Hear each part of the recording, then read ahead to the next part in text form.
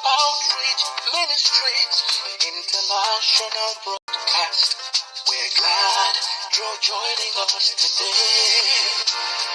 On our program, you will experience expository teachings, Bible study, counseling and prayers, community events, advice, column and lots more. We promise you an unforgettable experience. Give God's blessings. Welcome to New Hope Outreach. You will be glad you did. Welcome to New Hope Outreach. Wow, you're welcome to New Hope Outreach Ministries International based in Lagos, Nigeria. And I want to sincerely welcome every viewer of this broadcast again. This is another Saturday and it's another blessed hour for someone out there under this broadcast. And I want to say thank you for all your prayers, all your comments, all your suggestions and advices. Has been a great impact in moving this broadcast forward. And I'm still remain your anchor, Apostle Ambassador John Ahoma Oniri. And this is Blessed Hour again. Please, one thing you should do for me right now is to invite your friends, invite your families. Let them know that Blessed Hour is on again, for this is another moment of blessing. It's another moment to be impacted, another moment to get things straightened out in your home, in your life, and in your family. So, and don't forget to please share this broadcast as soon as you listen to it to the end. Share this broadcast, please. That is the best gift you can give to someone for this weekend. Anytime you share a product like this, you share an item like this to someone, your loved ones, your family, in your group, you are giving them a life. You are giving them life. You are giving them the best gift. So do good and give someone this weekend a very beautiful gift as this by sharing this broadcast. I want to thank you for all of you that has been praying while I was away.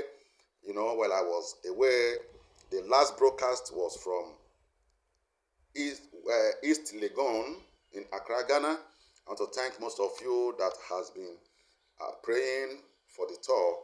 God bless you, and I want to let you know that the journey was successful. I'm back to Lagos now, and taking excuse, for coming this late. This is not the time for this program, but I came in last night very late, so I got to have some rest. So please pardon me for coming this late, okay? It's not the culture, but it was occasioned by circumstances. And thank God it's not beyond control. Hallelujah. We'll continue with our topic. Please, if you are viewing, just let me know you are viewing by putting up a comment there.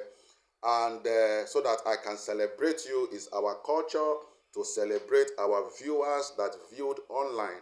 We'll celebrate them as we go along. Please, if you are viewing online, if you are following it live, please just put up a comment. Just put up a comment and let me celebrate you as we go on.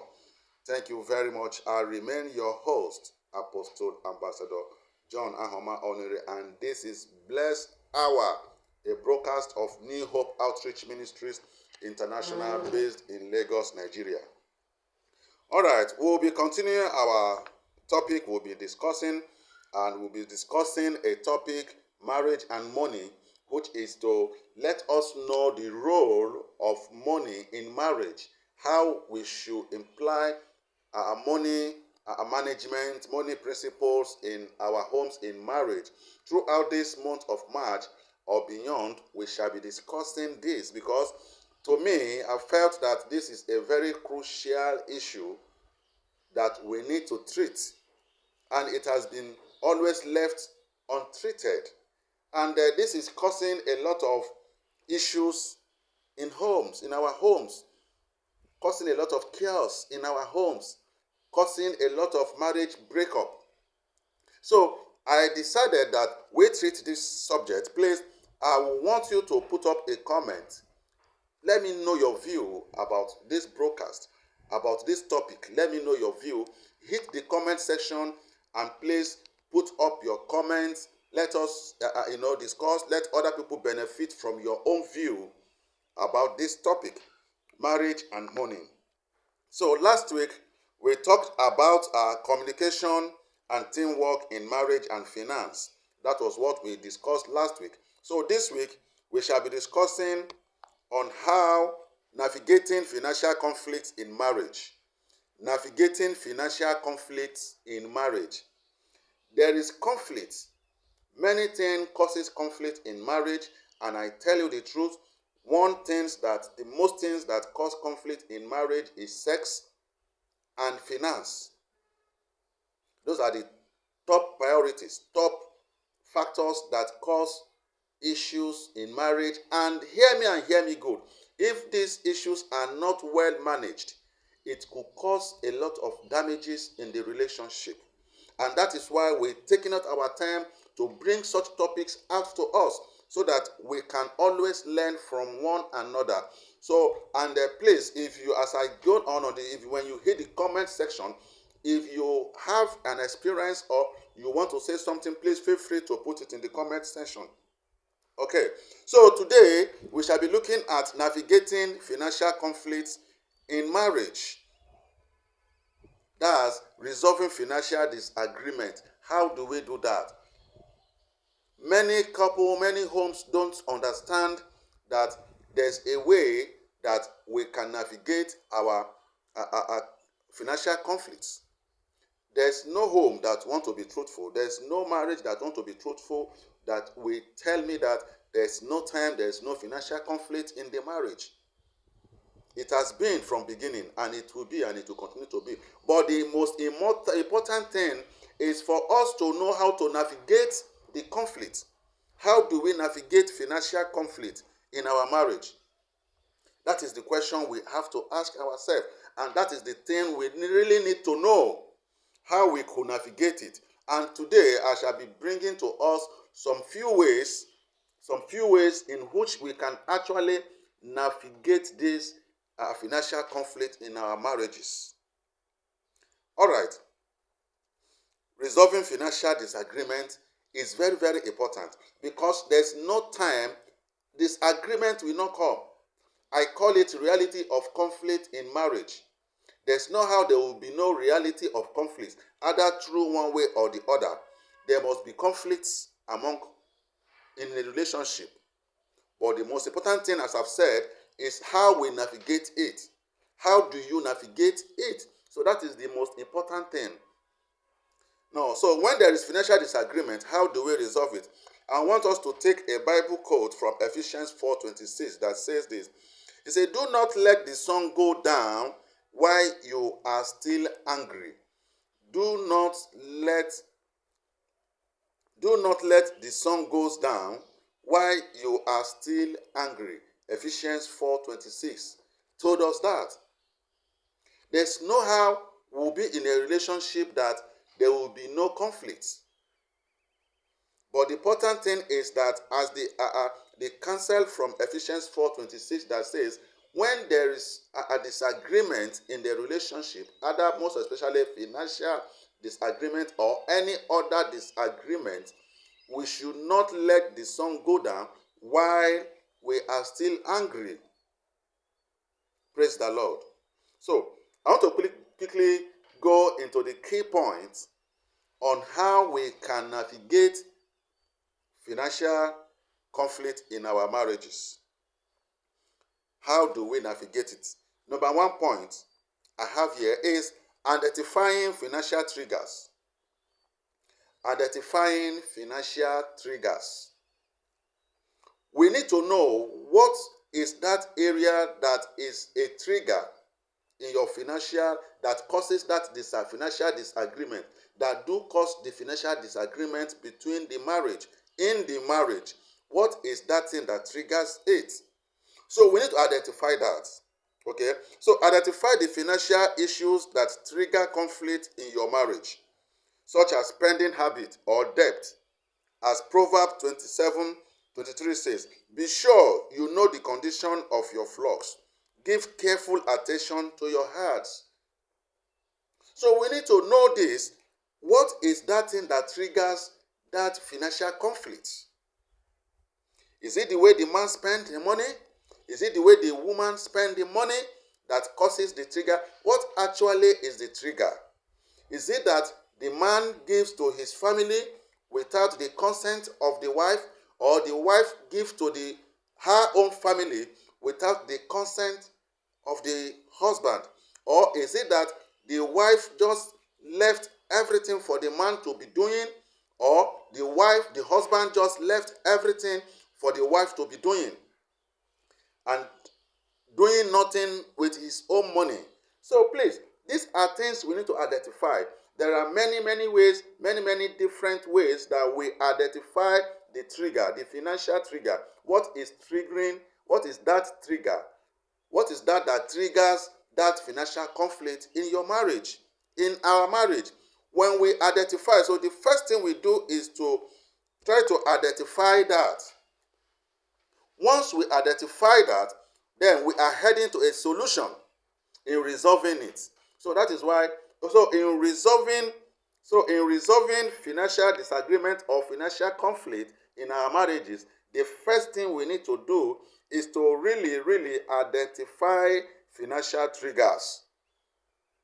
So we need to identify what the financial issues that triggers the conflicts in your marriage. We need to understand that. What is that thing? What is that issue? Is it the spending habit of the wife, the spending habit of the husband? We need to identify this. Once this is identified, then we will now provide a lasting solution to that.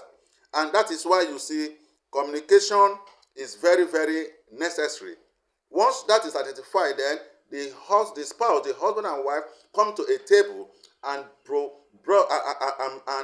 get a solution to it.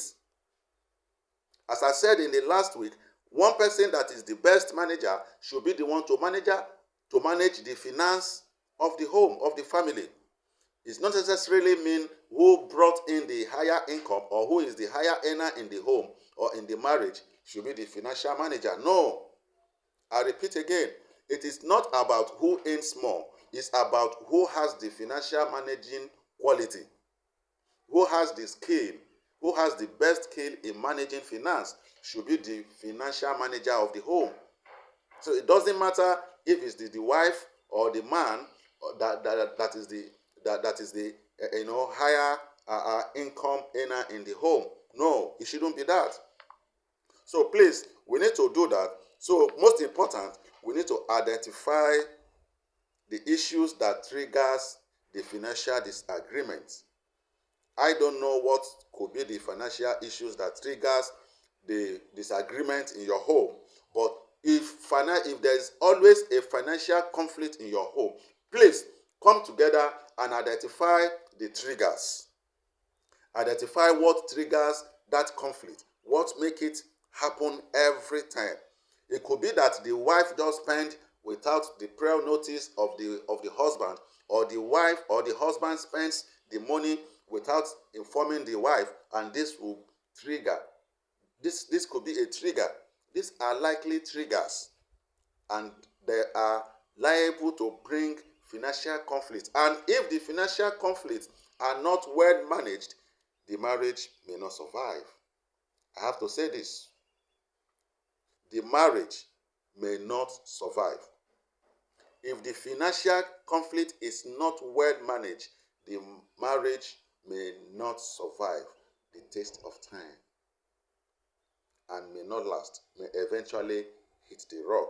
So that is why we're bringing this our way, so that because we want everything to be fine. So number 2 key point, understanding different financial perspectives.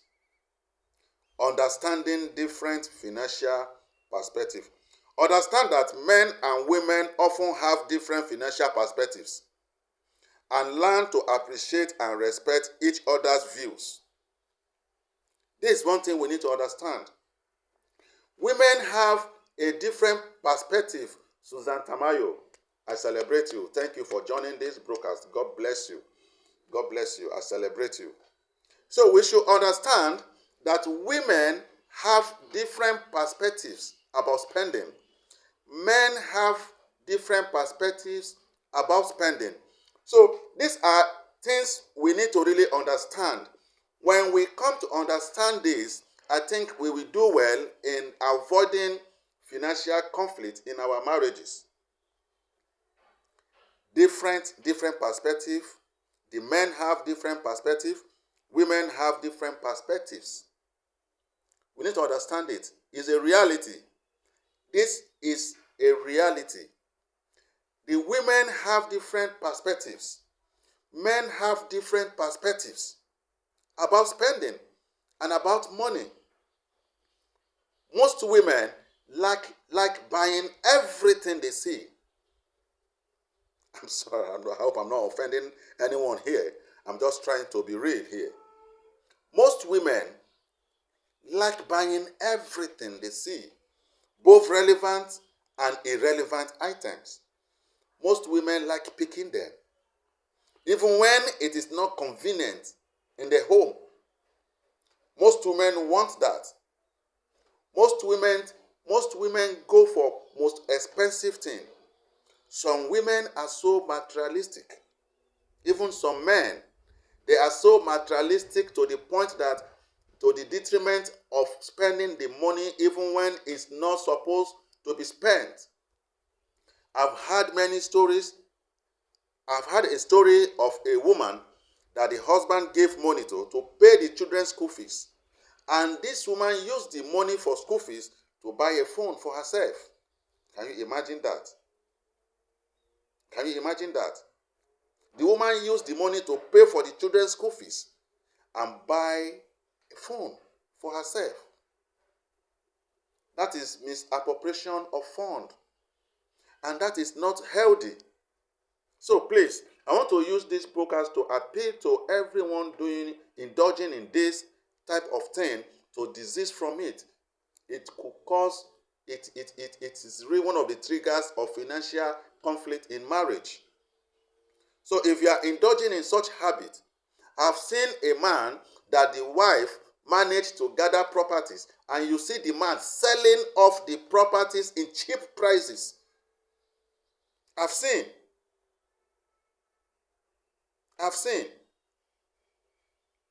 So we need to understand this. These are financial triggers. These are things that trigger financial conflict in our homes.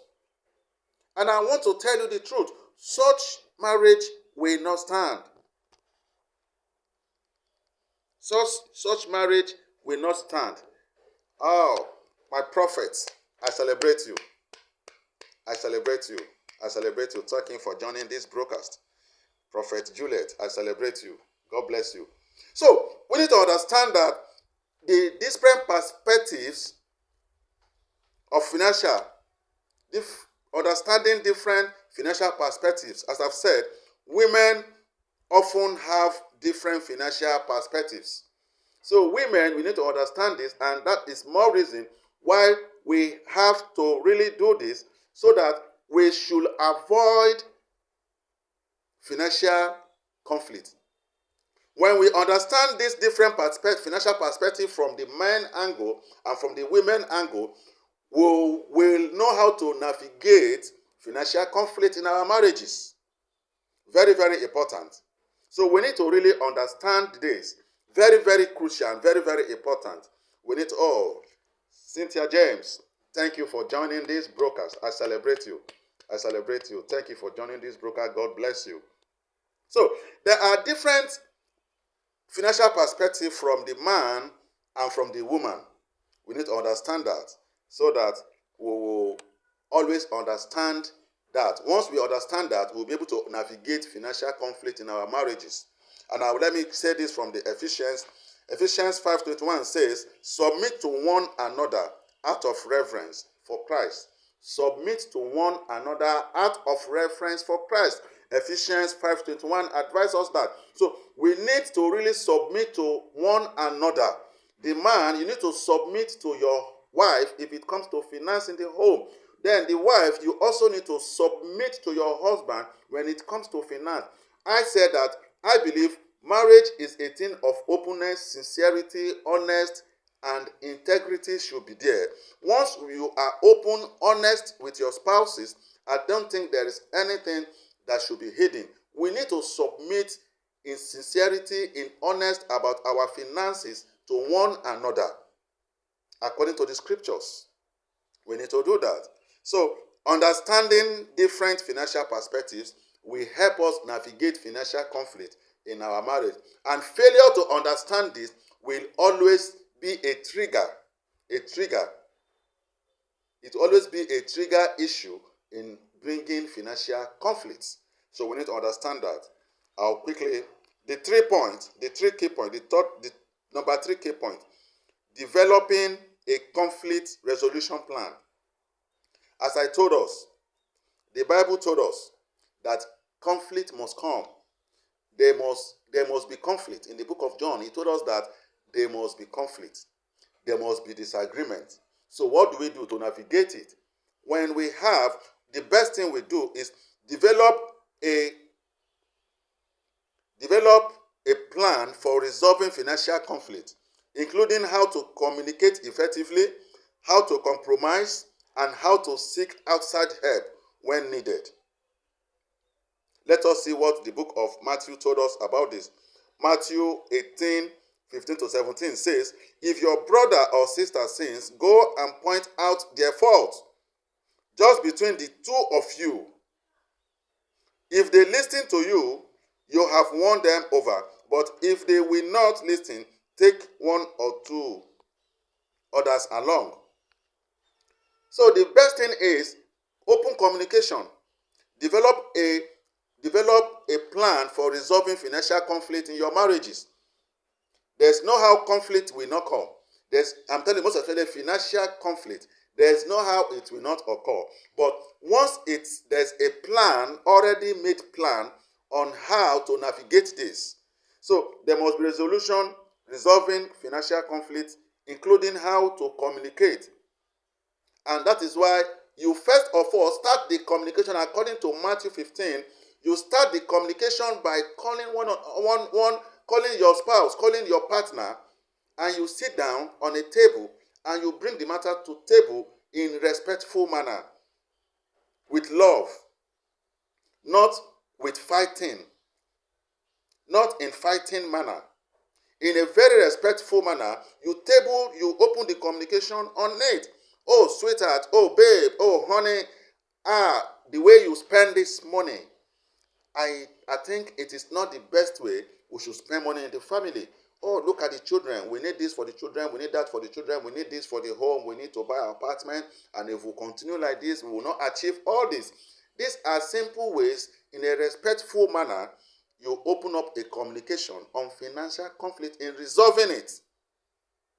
So we need to develop, every home has to develop a conflict resolution plan. Very, very important in navigating financial conflict in marriage. You need to develop that. We need to develop a financial conflict resolution plan. Very, very important. Point 4, practicing financial forgiveness. Practicing financial forgiveness. Practice forgiveness when financial mistakes are made and work towards healing and restoration. We are imperfect beings. We need to understand that. We are very imperfect beings. And we should understand that mistakes will occur. So when this mistake do happen, we need to cultivate the habit of practicing forgiveness. But I want to say this here, that we forgive doesn't mean we should keep on repeating same mistake every time. That will be stupidity. Repeating same financial mistake every time. Okay, for instance, the wife gave a husband money to pay for a bill, and you use it to buy some other things for yourself. The next time, the wife still give money to pay school fees for the children. You use it to buy a suit for yourself. Oh my God. That is not fine enough. That won't be good enough for you as a man. Even the woman. It's not a good practice. So we should understand that forgiveness doesn't mean we should keep on repeating same thing over and over, repeating same mistake over and over. That is stupidity. That is stupidity. Permit my language, please. That will be stupidity. That will be immaturity. Repeating same mistake over and over. Don't forget that we are human.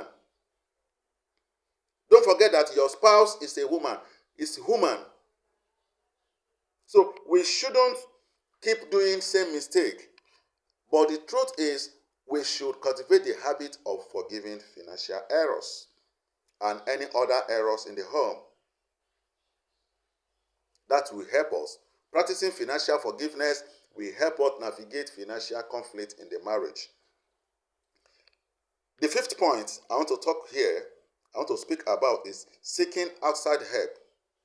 Seeking outside help when needed. It is true that we don't have to be bringing third parties into our marriages.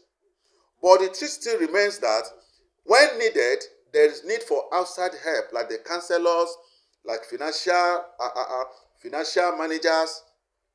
If need be, if it becomes to that point that it is necessary to bring in a financial advisor, it is better you do that.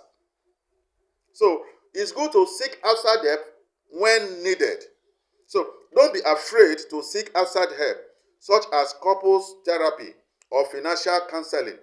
When financial conflicts are impacting your marriage, please, when financial conflict is impacting your marriage in a negative way, you need a financial counselor. You need a financial advisor at this point. You need help. You need help at this point. You need help at this point. So don't be naive or don't be ashamed. Listen to me. That is why many marriages are collapsing so fast, because the belief, the archaic teaching is that you don't have, maybe your mother from the village has told you, don't ever bring in a third party into your family, into your marriage issues. And that's why you see many people are dying in silence. They are dying in silence in their marriage. Dying in silence. Listen to me. When needed, seek outside help when needed. Even if not in financial area of your home, of your marriage, in any other area, in sexual area, in other area, in behavioral area, feel free to seek for outside help. So please, don't be naive about that. Don't be ashamed of seeking outside help when needed. It will help solidify the marriage than keeping quiet and dying in silence, and one day when you will burst, the marriage bursts too. So we do this to keep the marriage moving. So when there is financial conflict and you've tried your best and you could not handle it, you try your best in talking to your spouse and it's not yielding any positivity, at that point, you need outside help. You talk to a financial counseling, a financial counselor or a financial advisor or someone that is your mentor. You talk to them so that they can help bring a solution so that the financial conflict will not lead the marriage to hit the rock. Please, let us understand these simple things. Seeking outside help doesn't mean you are selling off your marriage. You seek outside help from professionals. Seek outside help from professionals.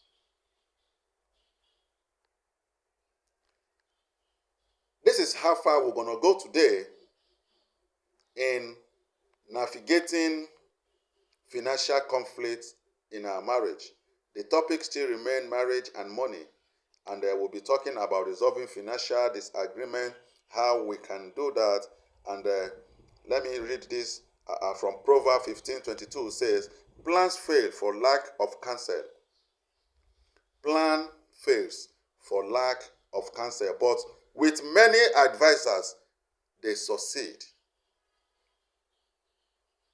So when your plan is failing between you and your partner, then the Bible advises that you should seek outside help. I'm telling you this from the scripture, that outside help is encouraged. Even the scripture, let me read it to you again. Proverbs 15:22 says, plans fails when for lack of counsel. Plan fails for lack of counsel, but with many advisors, they succeed. So if you have made your plan and it's not succeeding, seek outside advisor, then it will succeed. God bless you as you listen to this broadcast. Before I end this, I want to give us some practical applications. Number one, take a financial conflict quiz. You can always take it. Take a quiz to identify the financial issues that trigger conflict in your marriage. Try to take that. Take a financial quiz. Take a financial quiz. I want to give us an application. Take financial, always do that. Take financial quiz. Financial conflict quiz. Take this quiz to identify the financial issues that triggers conflict in your marriage. I think when this is done, both parties will be able to know how we're going to navigate this financial conflict in our marriages. Number two, develop a financial conflict resolution plan. Develop a plan for resolving financial conflict, including how to communicate effectively, how to compromise, and how to seek outside help when needed. 3.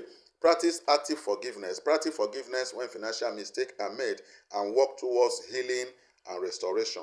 4. Seek outside help when needed. Don't be afraid to seek outside help, such as couples therapy or financial counseling when financial conflicts are impacting your marriage negatively. I want us to discuss this. Please, let me know your opinion on this. Let me know your opinion on this. Let me know your opinion on this. On the comment section, please do us good. Go to the comment section and let me know. Let us have a discussion on what are some common financial triggers that can lead to conflict in marriage. Please, what are some common financial triggers that can lead to conflict in marriage? Let us hit the comment section and let us see your opinion. Please feel free to put up your opinion on the comment section and let us know your opinion on this. What are some common financial triggers that can lead to conflict in marriages? Thank you very much as you do that. I remain your host again, Apostle Ambassador John Ahoma Oniri. Thank you for being a part of this broadcast. I celebrate you all, and those that will watch after the broadcast, after the live broadcast, I celebrate you all. Please don't forget, subscribe, follow, and share. Please give somebody a good gift of this broadcast. Thank you very much for being part of this broadcast. You make my weekend beautiful. Thank you very much, and God bless you as you are always part of New Hope Outreach Ministries. And if you need counsel and if you need prayer requests, please, you can direct message me. You can direct message me. Just do that. Feel free to do that. And by God willing, we'll pray together. And I promise God will always answer our prayers. And if you are led to be a support to this broadcast, New Hope Outreach Ministries, please contact me with your support. God bless you as you do that. Remain blessed. And I wish every one of us a blissful weekend. Enjoy your weekend. Thank you.